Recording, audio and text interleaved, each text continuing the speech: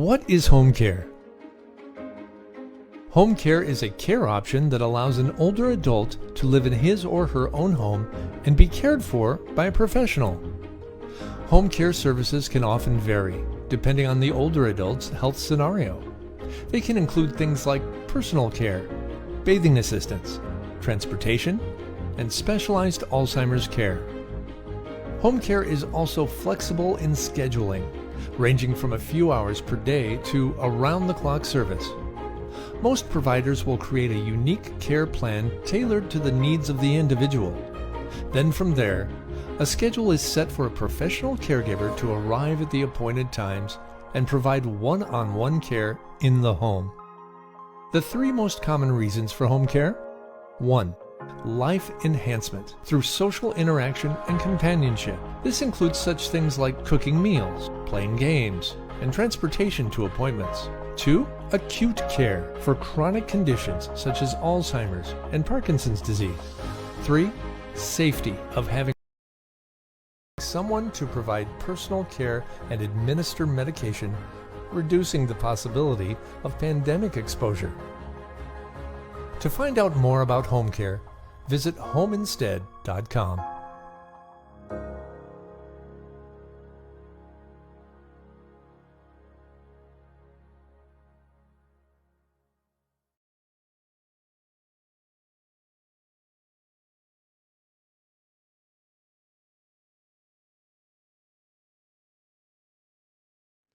All right. Well, again, it's the second day of the No Place Like Home conference, and we welcome you all here today. My name is Mike Briggs with Keystone Hospice, and I'm your moderator today for the topic O2 Mask on First.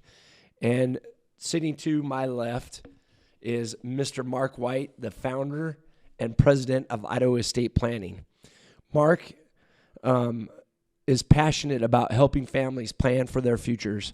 Mark has a degree in philosophy and environmental studies from Utah State University. I'm getting ahead of myself.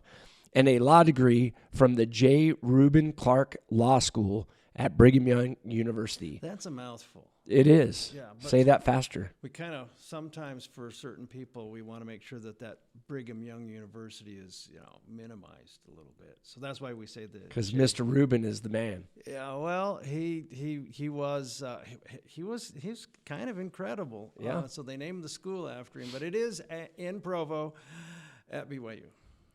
An expert on estate and legacy planning, as well as asset protection and tax planning. He has co-authored several manuals for attorneys in the areas of probate administration, estate and estate tax planning, and asset protection. His book, Get Real, Planning for Life, Death, and Disability, is available on Amazon.com. Mark is also an often requested speaker and facilitator on the same topics. Mark and his wife of 41 years reside in Boise and have 6 children and 5 grandchildren.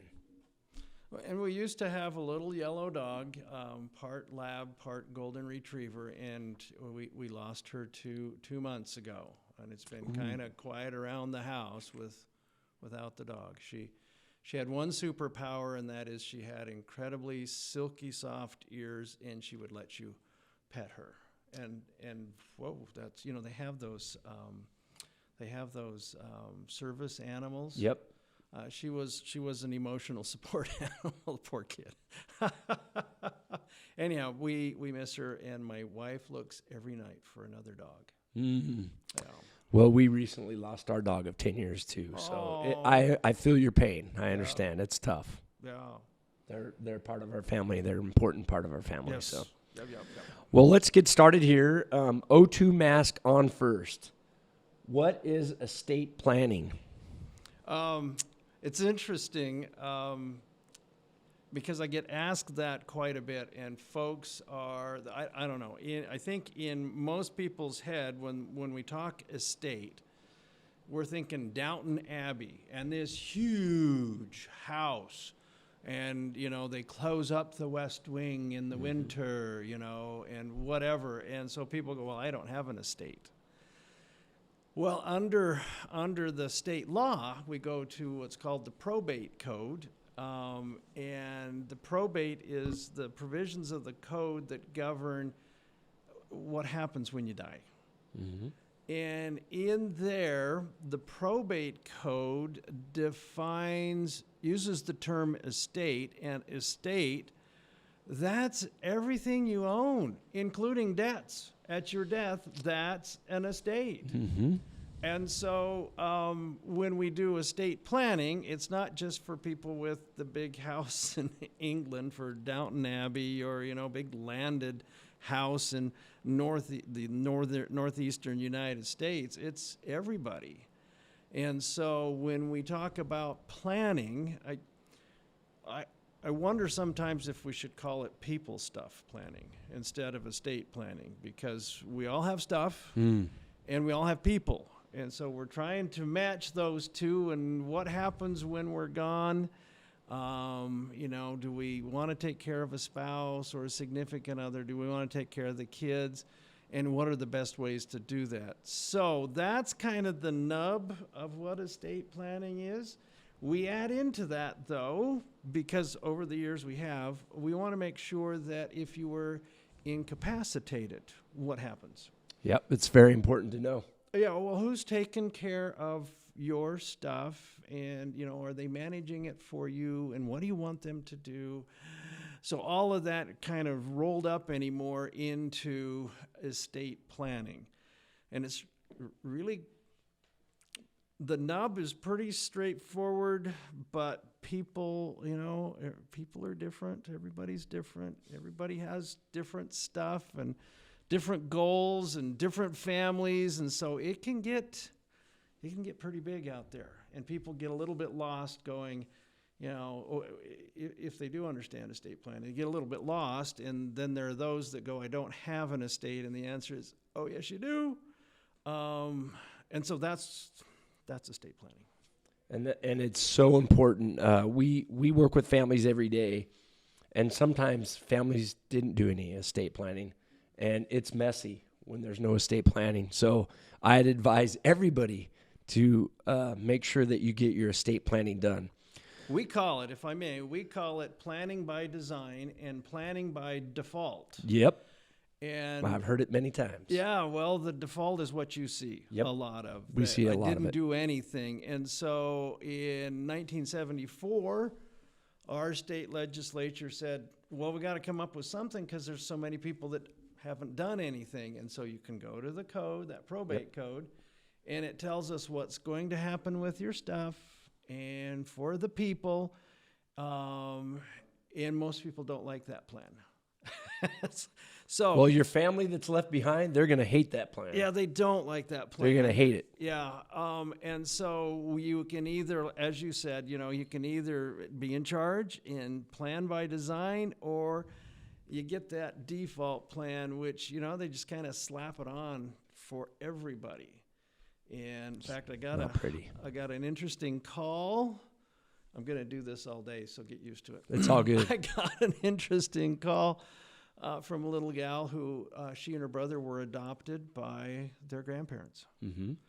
And the uncle and grandma and grandpa passed away. And the uncle has begun the probate process, but he has listed only himself as an heir. Mm-hmm. Okay, I'm just the only one here. Which is wrong, by the way. Those kids, when you're adopted, you are now the blood. Absolutely. And so he's wrong. We'll have to see where that goes. But again, that's the default. And then, there's a lot of people with stepkids that want to take care of the stepchildren. Under the probate code, if you don't do any planning, stepkids are out. They're done, yeah. So, you are exactly right. You really should sit down and decide how you want it to look. Yeah, because when you can design it, you're in control before you pass the veil. And it's a big deal. We come into contact with people not only in our work, but also in life, that we suggest that you get your estate planning. You got to have your affairs in order, because you could get in a car wreck tomorrow, and then what's going to happen with your house that you've had for 50 years, and what's going to happen? Well, probate. And Yeah, most people don't want to do that. No. I'm just telling you, you're not going to believe me. You're going to say, no, it's going to be all right. And I'm just telling you, yeah, maybe. But we attorneys will make a bunch more money. You're going to have an accountant that makes a bunch more money, a personal representative. It's just quicker, easier, nicer, sweeter if you have a plan in place. Absolutely, 100%. So how can estate planning help you take care of a loved one during a medical crisis? There's a number of ways that good planning can help you get through that process. So one of the first things is, at least for us, when you do a plan, what we're talking about is everything. Who's going to make decisions for me? If the time has come, I don't want to be here, or I do want to be here. I want to be plugged in, or I don't want to be plugged in, and I got to have somebody that can make that decision, and I got to tell us who that is. Yep. And so there's the part where we're got to decide who's going to step in. Very often it's a spouse. You know, I would have my wife do it, and then often it's one of the kids. Yep. Sometimes maybe the kids are too young. Maybe the kids, maybe don't agree on stuff. And so maybe that's not the best choice. But part of the planning is to sit down and anticipate that situation. So there's who's going to do what, who's going to do it, and then there's what are they going to do. So if it's a crisis and I'm maybe the brain waves, on little scope aren't popping up and down, kind of like when we were teenagers. It didn't pop very far. I didn't have one. Yeah. Oh my. Bad decision after bad decision in life. Well, that's how we when learn. I was a teenager. Yeah, that's how we learn. That's how we make good decisions now, so we remember. Yes. And so if I'm in that situation, or it's a terminal situation, I'm going to die, and the only thing that's keeping me alive is being plugged into the wall, then anticipating that, I can write up they call it a living will. I can anticipate that and say, no, I want to go. It's been a good run. Let me go. And then I have the power of attorney for health care. That's the individual that I say, this is Mike's going to make, he's not going to make the decision for me, but you're going to follow my wishes. Yes. You're going to say, okay, like right here, Wight, he wrote this out. This is what we're going to do. Yep. And so that's part of it. There's a couple other parts. There's financial issues. And who's going to make financial decisions? Who's going to make arrangements? Who's going to talk to, maybe we need to sign a contract to move into skilled nursing or rehab. Who's going to do that? I gotta name that person, then give them authority to do that. Who's going to manage my finances? These are all issues that, most people don't think about. And I don't blame them. It's not a matter of, everybody every day should go. So fun to think about. Oh, my gosh, yes. Yeah. Oh, yeah. So that's... I might die someday? Yeah. Or I might have a health issue someday, maybe? No, not you. Other people. But, yeah. So that's part of the planning, is to walk through that and say, here's the people that are going to make decisions for me. Here's what I want them to do for me. And then you got to empower them to do that. And in Idaho, it has to be written. Actually, most every state has we to live be, in Idaho, right? Yeah, it has to be on paper, and it has to be signed and notarized and all that. And so that's what we do, and that's what gets us through medical crisis. Yeah, and again, I'm going to speak from experience. We come into contact with so many people on a daily basis that haven't done that planning. So sometimes it's really sketchy when we're trying to help families out in getting their loved one on hospice or getting them into a long-term care facility or into an assisted living. Sometimes it's crisis mode, and it's not good. Yeah, we had Jamie Nowlin from Ada County Paramedics yesterday, And I didn't realize how good a job they do of ransacking the house if needed, looking for those documents. Sure.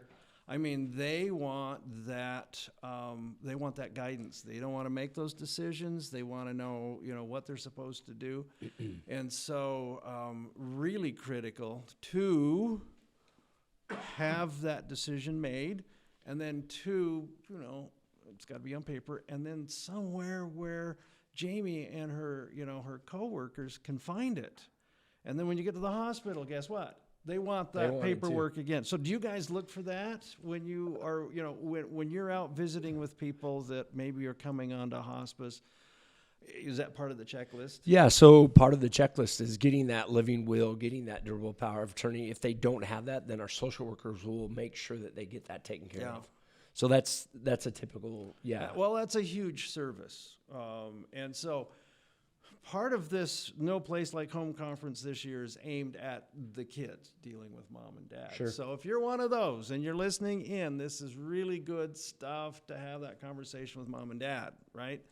Kind of just, Mom, just in case. I know you're going to live forever, but if you didn't, what are we going to do? Dad, who's going to step in? Do you want to be plugged in? And in Idaho, most people don't want to be plugged in. They just want to go. Yeah, and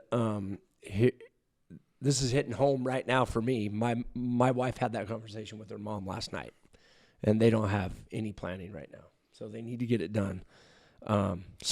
So let me ask this while you're in that stage right there. You got any tips for people that, because typically you run into a little bit of pushback from mom or dad with this conversation? Not with these two. They want to get it done. Oh, very good. They just need to get it done. Very good. Instead of saying, oh, yeah, we need to get it done. They need to sit down and go get it taken care of. Yeah. So often that's the first obstacle is to get people to go, yes, you're right, I need to get this done. And then the second thing is to help them make it happen. And before we're done today, we can talk about a number of resources that people can engage to help get that done, get that planning done. Great. So how does estate planning help you pay for long-term care? Well, there's probably a couple of parts to this. The first one is when people come in to us, the first thing is that we ask them a bunch of questions. Just, okay, what do you want to do? How do you want to do it? What does this look like? And so then we can talk about what we just mentioned. Where are we going? The next thing is we really get into all right. You're going to have some issues down the road. How are you going to pay for them? And so we do kind of push them to have that conversation. Now, some people won't do it. Sure. They just no. Just get me a will or a trust or whatever, and those other documents. And then others are going, well, what do you got? Talk to me. Mm-hmm. What do you got? Well, there's some things that estate planning can do. You talked about the VA benefit, and by the way, if mom or dad were active duty in the military during a war period, okay, 90 days active duty, at least one of which is during a war period, then they can qualify for a VA benefit. And what you're going to find with the VA benefit is absolute huge help with finances.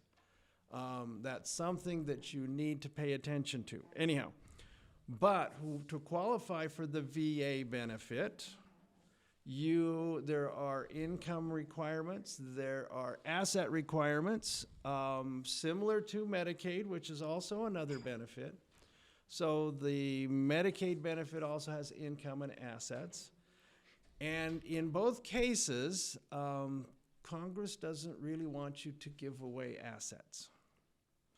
And that's what a lot of people, that's the first thing you ask me. I'll just give that to my kids. Well, you have to do it in an appropriate way, and your timing has to be just right. So the planning is, okay, what do you want to do with the house? Well, I want to give it to my kids. Okay, And then we have that conversation.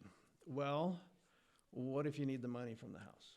What if at some point you're in assisted living and we need to sell the house and use the cash? Well, if you give it away, that's really hard to do.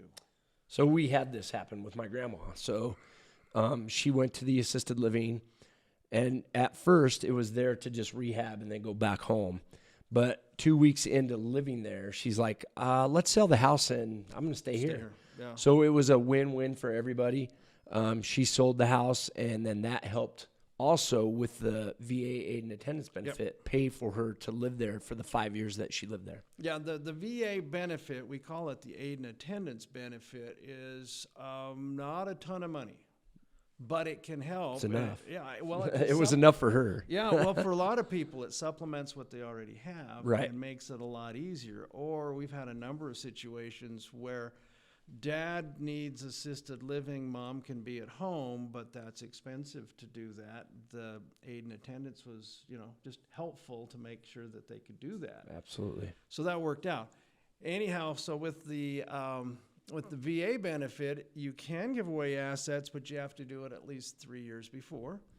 And with Medicaid, you have to do it at least 5 years before. I have yet to see, I'm sure it's happened, but I have yet to see where a family on their own did that correctly. And so that's how good planning, can help you to get that. So for example, with grandma, house in the trust, she needs some cash, you sell the house. The cash is in the trust. And since we did it soon enough, then it's non-countable asset. Mm-hmm. And same thing with Medicaid. So now we have some cash over here in a trust, and we've got this benefit, and the two together make sure that grandma has a high quality of life. And she's getting the help that she needs. Yep. It was a true blessing, and I know I've said it multiple times, but thank you, Mark, and what you guys did for my grandma. It really means a lot to me. You're welcome. Enjoyed working with your family. Anyhow, that's what estate planning can do to help pay for long-term care. So just to recap, there's a ton of things you can do, but you got to do them right. You got to do them timely. One of the things that we spend a lot of time doing is educating. If you go to I don't know last time you did a Google search, but you put in some information. I want information on this, and you get 3.75 hits in 2.65 seconds. Yeah. So there's millions of sites, and all of a sudden you're trying to understand when you're gonna, how to put all that information together. Literally, there's no way to know. And so if you can go to a professional, go to an attorney, and there's a number of really good attorneys that can sit down and help you to walk through all that and kind of parse through all of that information and help you to find what fits your situation. So things that can be done, someone that can guide you through that. I can't make decisions for you, but I can help you make decisions. Right? Absolutely. By giving you really good information. So that's how estate planning can help to pay for long-term care. A couple other things I might mention if I can.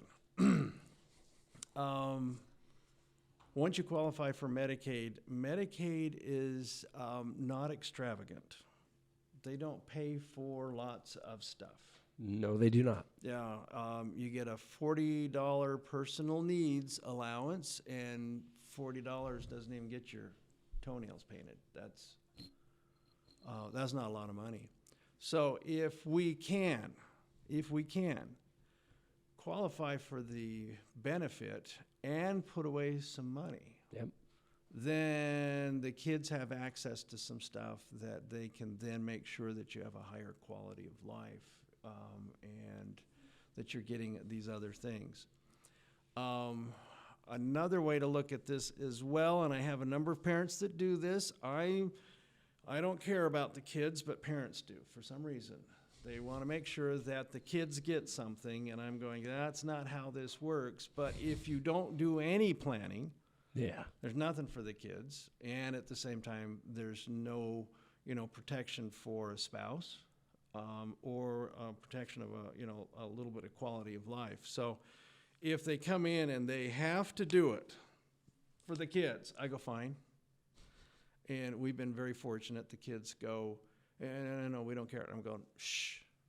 If they plan for you, they're planning for them, and Yep. that's what we're really after. For sure. And the kids have all really been very good. They don't care about getting money from mom and dad, but it'd be nice if they didn't have to come out of pocket. For sure. And so, that's what we shoot for. And to walk through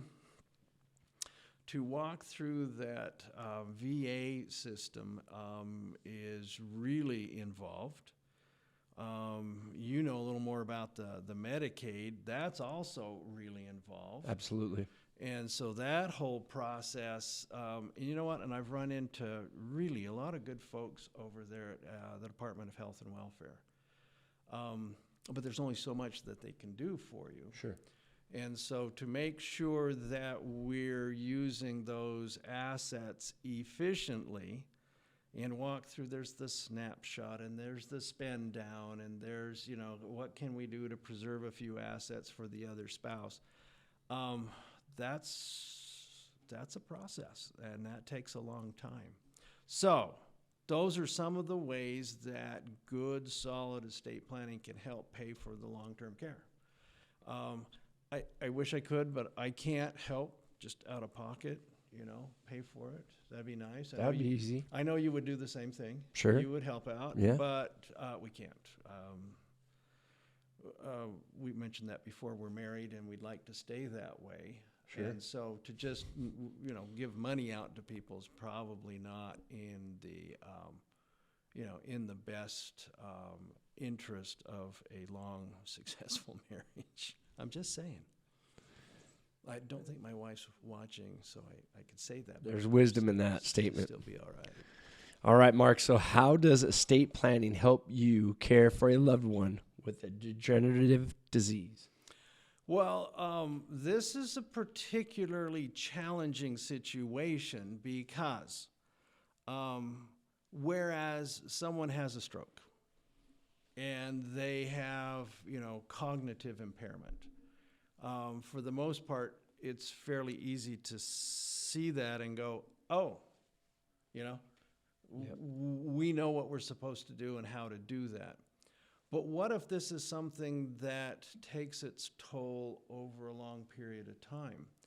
And how do we take care of a parent or a loved one who declines over a period of time, but we want to make sure that they are able to make decisions as long as possible? And so this gets really involved. Mm-hmm. I'm sorry, this one's a little bit involved. Hang on just a minute, and I'll try to walk you through some of the issues. So we have the same issues that we talked about. How do you pay for this? If we've got a long-term condition, how do we manage that over time? How do we pay for it? And there is the Medicaid, which is going to pay for most of this, Mm-hmm. because that's where we go. I have seen a couple of programs for, depending on the condition, I've seen some programs that can help out. They can contribute a little bit to the money to the care. But the big one in this, in addition to how to take care of somebody, this you're going to split pretty quick between them making the decisions that they can make, Mm-hmm. and them not being able to make some decisions. And so how do we make that work? We need that power of attorney, a durable power of attorney, or a trust would work here very well. And then you got to get this is this is some real involved discussions, because we need to know what Dad wants, and we need Dad to weigh in all along the way. And so we're talking about, is he making good decisions at this point? How do we know that? How do we determine that? Sure. And if we haven't planned ahead of time, this becomes very difficult. So most people, the default plan would be, we end up somewhere in there opening up a conservatorship, and we appoint a conservator and a guardian. And that's through the court system, right? That's through the court system. Most people don't like that. Yeah. They prefer not to go through the court. And so we can do that on our own if we have those tools in place, such as a revocable living trust, which can then define, what it is we're going to do, and that we have that power of attorney. Now, again, if it's a one-time event, we've had particular issues, we've got cognitively can't make those determinations, that one's pretty easy. We see that and we go, okay, got it. But if Dad's making good decisions, and then it's harder to make decisions, and then it's harder to make decisions, and then it's harder, when do you kick in the power of attorney? When is it that we step in and make those decisions? The court would tell us that you're going to have assisted decision making, and want you to take into account their wishes, communicate it the best you can, and then over time, you're going to help them make decisions till you get to the point where they can't. So degenerative diseases present a really interesting situation. When I say interesting, I mean involved, complicated, difficult. Yeah. And as an attorney, it's really interesting. But if we have no planning, then we were going to lose control to the court. And the court's going to do a good job. I mean, they're going to do the job that they're supposed to, but they're also going to wish that you had done your planning. For sure. And you put that together. Yep. So a couple of other things, if I may. This is not straight up estate planning, but looking at other ways to pay for the care. We had a longer discussion yesterday about how to provide the care, and sometimes the kids go, Dad, I'm going to be there the whole time. Not very many times does that happen. That's tough to do. Yeah, it's really hard to do. You've seen that. And we see it every day. Yeah. I met with a family in the hospital on Tuesday, and this gentleman and his wife, they did great planning. So I get to see it both ways, poor planning and great planning. This gentleman was a city manager for a city, and then he worked with Cecil Andrus. So he's a pretty cool dude. Anyways, he had done his due diligence in life to make sure that he could pay for 24-hour care. So when the home care agency is saying, this is how much it's going to cost a week, he said, all right, no problem. And inside of me, I'm going, that's a lot of money. Well, and for most people, that is a lot of money. It's a lot of money. It's way more than an assisted living. And way more. I've only had 2 clients that were able to do that, and then did it. They had in-home care 24/7. So $5,000 a week or $5,000 a month in an assisted living. Yeah. That's the difference between 24-hour care and an assisted living facility. So well, and either way, the question is, how do you pay for it? Some people are fortunate enough to be able to pay that out of pocket. Yep. Most people aren't. And so the conversation that we had yesterday was along the lines of, well, what can we do now? Which is really kind of what we're talking about right here is, well, what can I do now to make this back end part a little bit easier? Because you know this as well as I do. The back end is not easy. It's a challenge. But how do we make it maybe a little bit easier? Well, up front, a conversation about insurance, long-term care insurance.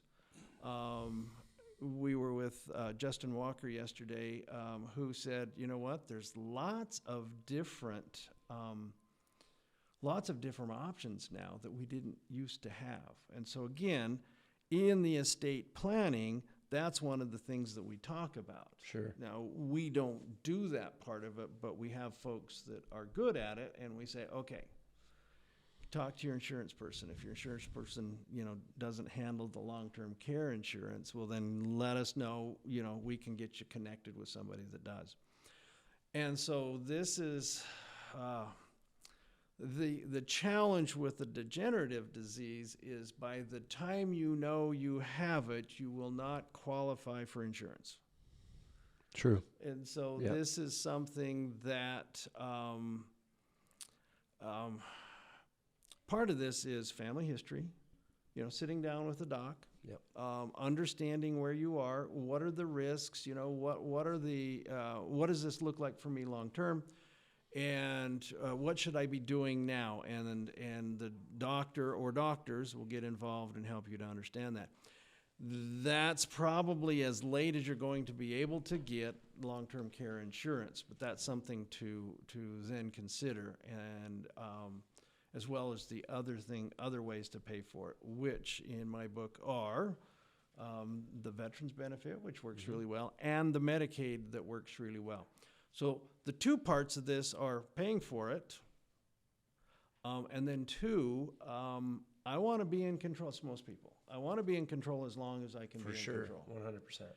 And so that means I've got to have my powers of attorney have to be customized to your situation so that we understand what we're doing. And then the one thing, this is interesting, you probably see this one as well, the one thing that people tend to not pay attention to is a simple HIPAA release, which is, the ability to share your medical information with a third party. Now, under Idaho statute, spouse is pretty good. Kids can probably do it all right. But if you have someone other than those two groups, then you really need a HIPAA release that allows the doctor, the care providers, to share that information with, your power of attorney, Yep. your trustees, your healthcare, Your power home of health, attorney. your hospice, all those people. All those folks need to Yeah. be in on this because, as you know, you're going to put together a plan. At some point, you got to have a plan. How are we going to work through this? And if you don't have the right people and then allow them to get the information that they need, it's going to be really tough. It's going to be really, really tough. So for when you're in that long-term situation, I can't even, the sooner the better. And the sooner is, and this is horrible, the sooner is even before you know you're going to deal with it. And so we got to put it in place for the finances. Now, what about those other documents as far as who's going to be the power of attorney, the healthcare power of attorney? We can do those after we find out, as long as you have the cognitive capacity to do that. And many progressive diseases, we have a little bit of time to make that plan and get those people put in place. But there comes a point in time that we're no longer able to do that, and that's something that we see not all the time, but we see it from time to time when the family comes in, and it's clear that dad no longer has the capacity to make that. So sooner, better. From the finance now, even if you don't think you're going to deal with that, it'd be great to have that in place now. And then as soon as possible, get the rest of those documents in place. That was a long answer. It's still good though. Well, it's a tough situation. It is. Yeah, it's just a tough one. And let me see if I can say this correctly.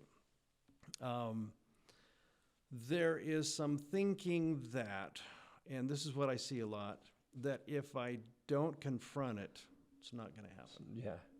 Yep. I had that couple last week, actually, where they kept telling me that he's right at the front end of an Alzheimer's diagnosis. Well, you don't know that for sure. But as I sat and talked to him, his short-term memory was not good. He's a bit further into that diagnosis, that situation, than what they're thinking. And so that denial makes this really difficult. There was in Vietnam. This is a horrible story, except there's a good point to it. So hang on. Okay. Admiral Stockdale, in a prisoner of war camp in Vietnam, they found that the men under his command survived the prisoner of war camps better than any of the others. Why?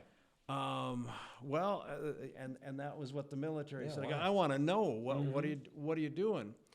Well, they asked him. He goes. So they said, now, was it because these men were more optimistic than the others? And he goes, no, they died first. They died first. They came in, they were so optimistic, and they gave up. They just flat out gave up. Well, is it the people that were pessimistic? He goes, no, they were next. They just didn't do well. So they said, well, so Admiral, what were you preaching to these men that helped them to get through it? He said, we worked to understand the challenge that was right in front of us. Instead of ignoring it, instead of overplaying it or underplaying it, we sat there and we tried to understand what that was. And then we tried to understand that we were in it for the long haul. We're going to get out of this easy. It's a marathon, not a sprint. Yeah, and that's what he told them. And so they call it the Stockdale Principle, and you can read about this. And so families, I think, find themselves in these situations in looking at it the same way. That is, this is tough. This is going to be hard. But there's not an easy way out. You have to prepare for the long run, not the sprint. Yeah. And that is how those men under his command were. I'm not saying that they did awesome. I'm not saying that this was a good, 3 or 4 or 5 years, but they got a place in their mind where they went, yeah, this is hard, but I can do it. Yeah, that's brutal. And so families need to sit down sooner rather than later and go, okay, what do we need to do? And you know what? You can do a little research and find some really good checklists about, okay, what are we dealing with? And so the one that's the most common and it's really difficult is Alzheimer's. Alzheimer's is just really, really difficult. It's a terminal situation, and then the progression of the disease is just absolutely not fun. Nope. And so this couple that I had in, she was not about to go through this. You could tell. Well, she's dealing with it. I'm sure she'll figure that out. But you've got how to figure out the finances. Yep. You have to put on your oxygen mask first. 100%. So you've got to be strong and good. And this is where that caregiver burnout, I think, comes into play. And you guys see this. And it happens for so many people. And, some families, they say, well, I don't ever want to put them in an assisted living. Well, sometimes it's the right thing to do because you can't care for him anymore. Yeah. And it's not a bad thing. It's good for him because then he's getting all of his needs met, or she is getting all of her needs met. A lot of people pigeonhole themselves into that corner and then it's not good for anybody. And so it's really important to plan, like Mark, you've been saying, it's so important to plan because because you want to live by design and not by default. Correct. And so it's just hard for people to see it in the mirror and say, oh, you know what? I need to do this estate planning because I'm not going to be here forever. So again, there's the estate planning, the documents. You got to have that all in place. And there's some work that needs to go into that. The family needs to sit down and I think they have to do what Admiral Stockdale was talking about, going, this is tough, this is hard, but we can do it. And especially if you got the family or other people that are involved, they can they can be involved in that and say, well, hold it, we got your back. We can work on this together. And then I think that if we're in this for the long haul, we also have to get to that point where we say, when this happens, I don't think you can still be at home. Yeah. And I know that is a crushing conversation and decision to make, but it's a much easier conversation when you're not there. And you can say, all right, when this happens, we need to now be looking at this. And in the meantime, if we're trying to qualify for Medicaid, we've got that planning already done. If there's a VA benefit available, we've got that planning done. And so those are tough, though. That's hard. What I saw and what I see a lot when people haven't quite figured out this Alzheimer's thing that's going on is the caregiver burnout that's already started, and they have no idea how long this is going to be and how much worse it gets. Yeah, there's a book out there called The 36-Hour Day. Yeah. Well, that's what they experience every day. Yeah. And so it's just like when it comes to hospice. People, they want to stay away from that. Well, sometimes it's the right and loving thing and caring thing to do is, hey, I'm done going to the hospital. I'm done going to get poked and prodded. I want to be in my own home and I want to pass away. It's the same kind of thing as, you know what? I can't take care of you safely anymore, honey. And I've got to put you in a memory care unit. I just, for your well-being, for my well-being, and then you can focus on being their spouse instead of their caregiver. Or the son, or the daughter, or the brother. Absolutely. Yeah. It all, you can put every relationship in there. But it's sad when those plans aren't put in place and then it's crisis mode. They've fallen, they broke their hip, and they go to a skilled building and they have no finances to pay for that. Yeah. Or they have no Medicaid. They don't have nothing. But when you can plan, when you can sit there and plan for those things, it just makes life much better and sweeter that you have that protection, that you have the plan in place so that you know that you're going to be taken care of. Very good. So what happens if, you kind of touched on this a little bit, what happens if someone has a degenerative disease and doesn't do estate planning? Well, let's take that for a second. Almost the direct opposite of everything that we've talked about. We are in a situation where we're giving up control. We're giving up what we would like to have happen. Even though we may not have really figured out what we would like to have happen, we're now not that's past us now. And then we've got the judge or the court doing the best that they can to take care of us and anticipate what we need. And so, what does that look like? Well, I mentioned it. There would be a petition for guardianship. A petition for a conservatorship. The court then retains jurisdiction over this.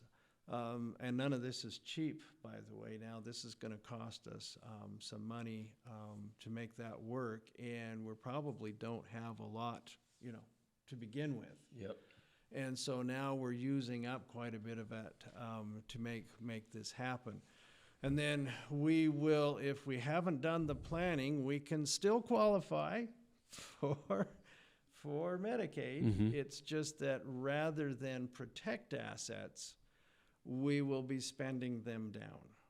And as we spend them down, then that makes it so on the back end of this is even more difficult Yep. To take care of.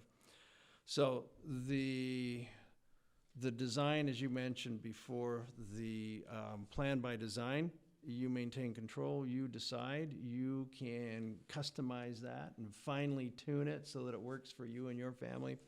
If you don't, then you'll go over to the court. The judge will do as best that the judge can do, but the judge isn't you.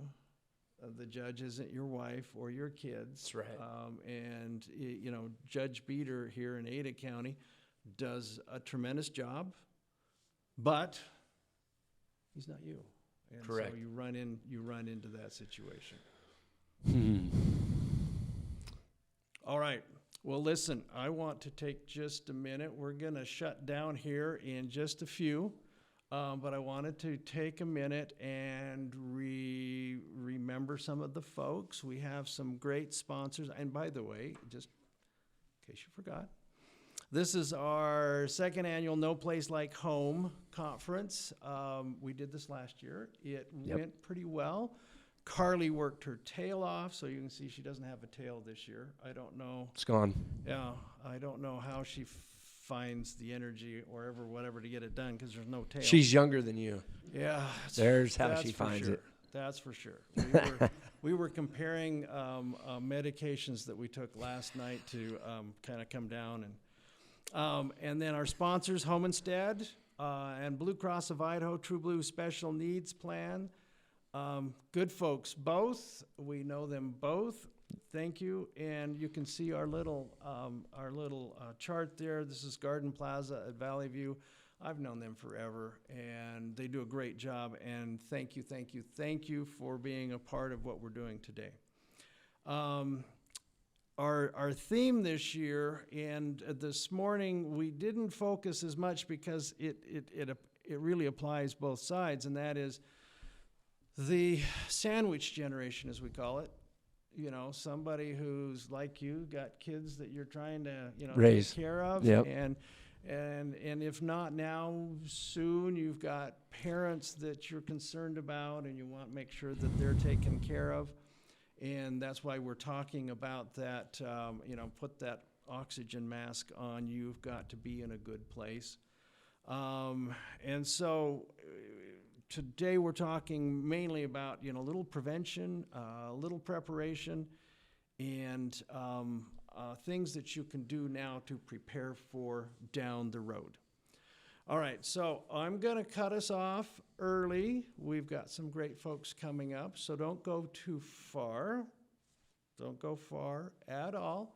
And we're going to be back with you. And Mike, thank you. I haven't been interviewed for quite a while. Yeah, the last time you interviewed me, the last time that we did something like this, and I really appreciate it. And I want to thank Carly and you as well to let me be a part of this, because I really believe in what you do, and I see it every day, either in the good or the bad, just like the living by design or living by default. And it's so important to me to help people know that it's the best way to go is to live by design. Living by default, it's not good. Nope. And we're going to hear more about that in just a little bit from Aaron Olson, who's going to help us understand some things that happened that we learned from the COVID and how that impacted a lot of families. So thank you. We'll see you in just a few.